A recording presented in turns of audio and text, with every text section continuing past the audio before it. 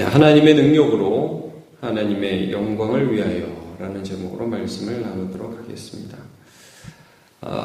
우리 로마서 이제 11장에 주된 하나의 관심이 어떻게 보면 이스라엘이라는 한 민족의 구원으로 보입니다. 근데 이제 사실은 그것을 통해서 이 본문에서 나타나고자 하는 부분은 이스라엘이 결국 구원받을 거냐, 구원 못 받을 거냐, 이런 부분을 말씀하는 게 아니라, 사람을 구원하는 능력이 오직 하나님으로부터 나온다. 이 부분을 말씀하고 있는 겁니다. 그래서 하나님으로부터 구원이 나와서 하나님께서 오직 그것을 하나님이 이루시기 때문에 하나님께서 이 구원을 통해 영광을 받으신다. 이런 말씀을 해주고 있습니다. 그래서 이제 우리가 쭉 보면 이게 뭔 소린가 이런 부분이 좀 헷갈릴 수도 있지만 여러분 조금 앞에 보면 5절 6절을 한번 보세요.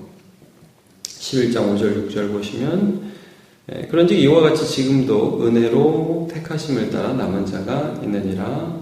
만일 은혜로 된 것이면 행위로 말미암지 않음이니 그렇지 않으면 은혜가 은혜되지 못하느니라. 이제 이스라엘 백성들에게서 한 예를 들잖아요. 그 앞에도 보면 바알에게 무릎 꿇지 한 7,000명을 하나님이 남겨두셨다는 부분을 하면서 남은 자에 대한 말씀을 하면서도요, 하나님께서 구원하시는 그 구원이 엘리야가 생각하기에도 이제는 구원받은 사람 없는 것 같아요. 근데 하나님이 그 가운데 남겨두신 것을 말씀하면서 결국은 우리가 지금 구원받은 이 구원이 어떻게 이루어졌느냐 하면 어떻게 보면 이스라엘 백성들이 하나님의 백성이고 선민이라는 자부심을 가졌던 그들이 하나님의 말씀과 하나님의 복음, 예수 그리스도께 대항함으로 이스라엘 백성들이 완악해짐으로 복음이 결국 이방 민족에게 흘러갔잖아요. 이게 이제 하나님의 섭리라는 겁니다. 하나님이 우리가 예수 믿는 데에 그들의 완악함을 쓰셨다. 이게 기가 막힌 방법 아니냐. 어떻게 이런 일을 통해서 우리가 믿을 수 있느냐. 이제 이 부분을 말씀하는 겁니다. 좀 보실게요, 여러분. 오늘 보면 바로 앞에 그들도 믿지 아니하는 23절이죠. 그들도 믿지 아니하는데 머무르지 아니하면 접붙임을 받으리니 이는 접붙이실 능력이 하나님께 있음이라. 내가 돌감람나무에서 찍힘을 받고 번성하고서 좋은 감람나무의 접붙임을 받았은즉 원가진 이 사람들이 얼마나 더 자기 감람나무의 접붙임을 받으랴. 이제 너네들이 구원을 받았는데 이걸 접붙임이라고 표현하신 거예요. 그래서 너네가 원래 이스라엘 민족을 통해서 하나님 구원을 받게 하셨는데 이 이스라엘 백성들이 하나님의 말씀을 믿지 않고 예수를 믿지 않고 순종하지 않아서 가지가 잘라지고 너네가 거기 가서 붙었다. 이게 하나님의 능력 아니냐. 이거 갖고 너네들이 만약에 이스라엘 바보들이야, 쪼다들이야, 예수도 안 믿어, 구원도 못 받아, 이런 식으로 너네들이 자랑하고 교만하면 야, 너네를 붙이신 하나님이 너네 잘라버릴 수도 있어. 이런 말씀을 하시는 겁니다. 교만하지 마. 이거 은혜로 된 거야. 오직 하나님의 은혜로 된 거야. 그러니까 이제 로마서에서 구원이 오직 하나님의 은혜, 하나님의 능력이라는 게 무슨 의미냐? 내가 구원받았어요. 그럼 하나님의 은혜로 됐어요. 야, 감사하네. 또 죄 지어도 되겠네. 로마서 6장에 그 질문이 나오지 않습니까? 은혜 받았으니까 뭐 이렇게 살아도 어차피 구원받을 거. 하나님이 이렇게 우리를 구원해 주시니까 감사하네. 이제 뭐 마음대로 살아도 어차피 천국 가겠네. 그게 은혜 받은 거가 아니라는 거예요. 지금 그 말씀을 계속하고 있습니다. 그래서 성령 따라 살아야 된다. 8장에 나오고 10장, 11장 이스라엘 민족을 딱 예로 들면서 뭐냐면 이스라엘이 전형적인 은혜 받고 죄진 민족이에요. 너네가 근데 그 민족을 딱 보면서 아이고 바보들 예수 믿고 이제 하나님이 택함 받아가지고 말씀 받고서 그리고도 예수 안 믿어가지고 저주받은 저 민족보다 하나님 제가 이렇게 예수 믿어서 얼마나 감사한지 모르겠습니다. 그리고 자만하고 교만하는 자는 바보 쪼다라는 것을 지금 말씀하고 있는 거예요. 뭐가 은혜 받은 거냐? 뭐가 하나님의 택함 받은 거냐? 그거 갖고 자랑하지 말고 하나님의 영광을 위하여 하나님의 능력으로만 살아가는 민족이 되라 이거예요. 그게 바로 은혜 받은 겁니다. 은혜 받았는데 교만하다는 건 은혜를 제대로 받은 게 아니에요. 자, 오늘 본문 보죠. 이제 이스라엘을 통해서 결국 하나님이 하실 일이 뭐냐? 너네들이 막 이스라엘 보면서 교만하고 그러지 마라. 그 백성들이 결국 돌아오게 할 거다. 하나님의 구원은 거기까지 이를 것이다. 자, 25절이죠. 형제들아 너희가 스스로 지혜있다 하면서 이 신비를 너희가 모르기를 내가 원하지 아니하노니 이 신비는 이방인의 충만한 수가 들어오기까지 이스라엘 더러는 우둔하게 된 것이다. 그러니까 이방인들을 구원하기 위해서 이스라엘 백성들이 더러는 잠깐 좀 복음에 대해서 무지하게 되는 것이다. 이것을 통해서 하나님이 이방인을 구원할 것이다. 그래서 결국은 그 때가 다 되면 이스라엘이 구원을 받을 것이다. 이스라엘 백성들도 하나님께 들어올 것이다. 그래서 기록된 그 약속이 나오죠. 26절부터 보면 구원자가 시온에서 오사 야곱에게서 경건하지 아니하는 것들을 돌이키겠고 내가 그들의 죄를 없이 할 때 그들에게 이루어질 내 언약은 이것이라 함과 같으니라. 그래서 하나님의 말씀이 결국은 이루어져서 이스라엘 백성들이 돌아올 것이다. 자 보세요. 다음 절을 보면 복음으로 하면 그들이 너희로 말미암아 원수가 됐다. 너희 구원받으려고 얘들은 지금 잠깐 완악하게 된 거야. 이스라엘 백성들. 예수를 십자가에 못 박혀 죽였고 예수 믿는 자를 잡아 죽이고 예루살렘에서 교회를 초토화시켜버린 게 유대인들 아닙니까? 원수가 되었어요. 근데 그 다음이 중요해요. 택하심으로 하면 조상들로 말미암아 사랑을 입은 자라. 그렇다고 해서 너희들이 이스라엘 막 무시하고 그 민족들을 막 우습게 여기지 말아라. 하나님이 택하셨으면 그들 가운데 구원받을 자를 반드시 구원하신다. 이거예요. 그래서 29절이죠. 하나님의 은사와 부르시면 후회하심이 없느니라. 우리가 아까 본 그 말씀하고 일맥상통한 겁니다. 6절에 보면 5절 6절에 보면 지금도 은혜로 택하심을 따라 남은 자가 있다. 은혜로 된 것이면 행위로 말미암는 것이 아니다. 아무것도 아닌 것을 보여주셔서 결국 이스라엘도 하나님의 은혜로만 구원을 얻게 해주실 것이다.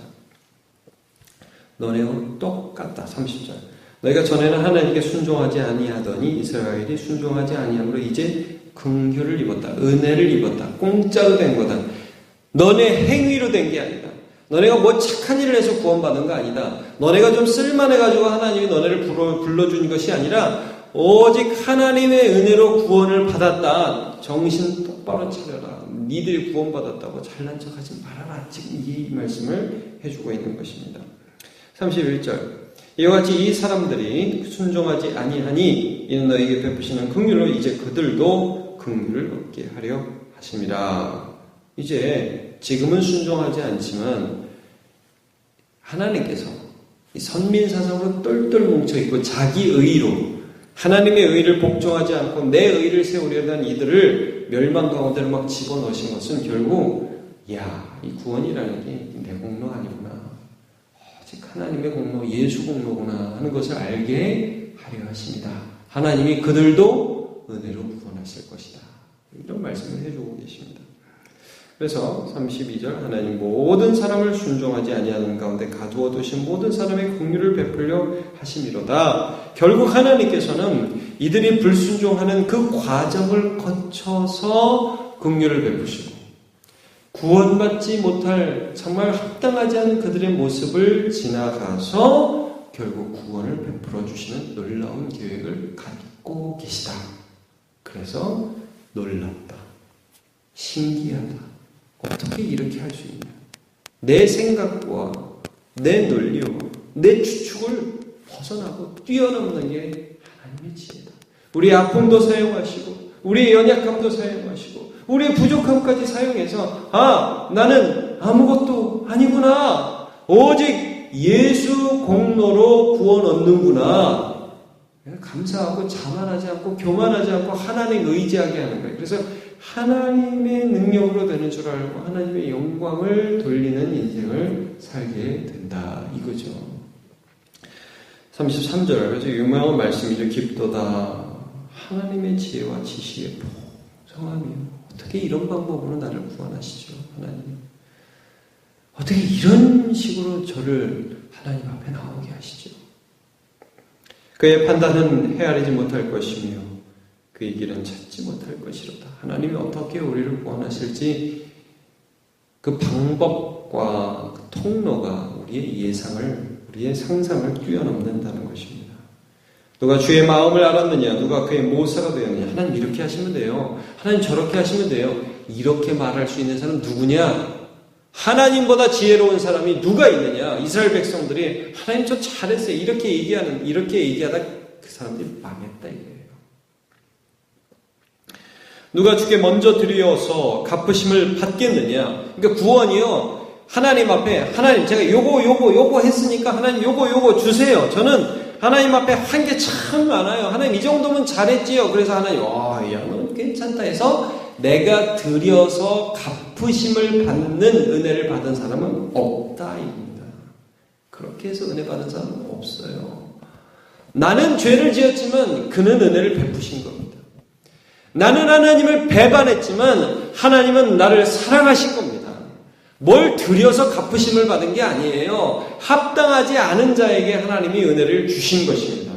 그래서 여기서 뭐라고 결론이 이렇게 됩니까? 이는 만물이 주에게서 나오고, 이 주님으로부터 나한테 나온 게 아니라는 거예요.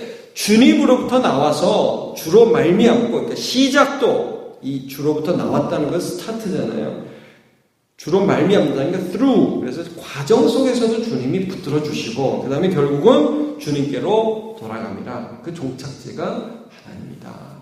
이게 구원이라는 것입니다. 이게 하나님이 하시는 것이라는 것입니다. 그래서 결국은 누구에게 영광이 있느냐? 하나님께 영광이 세세토록 있게 된다는 말씀을 하고 있습니다. 하나님의 주권을 우리가 이 말씀을 통해서 보고 있습니다. 계시록 5장 12절에 우주 앞에서 24장로들과 수많은 천군 천사들이 이렇게 예수 그리스도와 그의 아버지를 찬양합니다.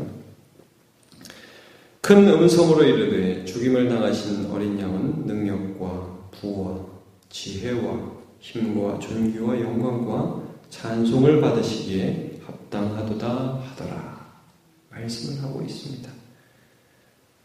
오직 하나님 앞에 영광을 돌리고 있는 것입니다. 여러분, 우리가 이제 교회나 민족의 역사를 바라볼 때 항상 하나님은 하나님의 능력만을 의지하는 교회와 능력과 가정을 사용하셨지만 은혜 받고 교만하면 촛대를 옮기셨습니다. 그러면 지금 터키에 있는 에베소 교회들과 수많은 소아시아의 교회들, 바울이 개척했던 그 교회들이 지금 유적지만 남았잖아요. 촛대가 옮겨졌습니다. 우리가 늘 이 복음을 먼저 받은 자로서 하나님의 능력만 의지하고 하나님의 영광만을 위해서 살아가는 백성이 될 때 반대로 하나님께서 우리를 버리지 아니하시고 사용하실 줄도 믿습니다.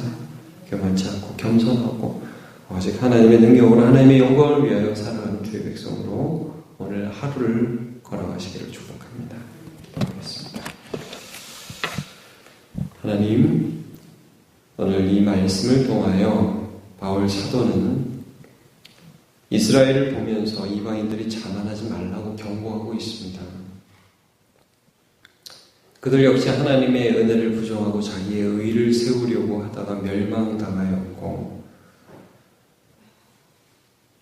이방인 역시 자기들의 의로움이 아니라 오직 하나님의 긍휼로 구원받았습니다.